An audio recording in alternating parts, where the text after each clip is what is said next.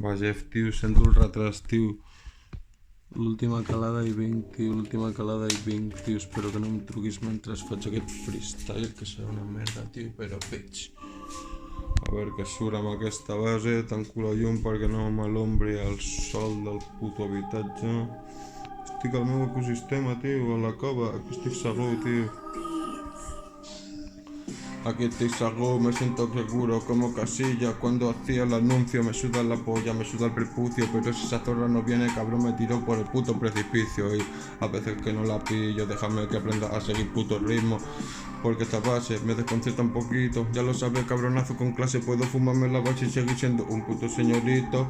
Aunque en el pueblo ya me tachan de loco, de esquizofrénico. Me suda la polla lo que me digan, para mí es patético.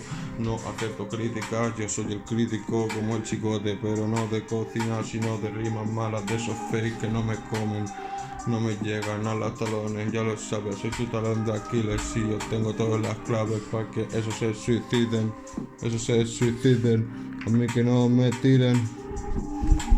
No sé si viene la vieja, está dando de comer a los meninos. Estamos haciendo esta mierda, a mí no me suena pepino. Pero si a ti te gusta puedes aprender un poquito. Llevo más de 10 años, pero freestyle hago poquito. No sé si me queda una o lo hemos gastado primo.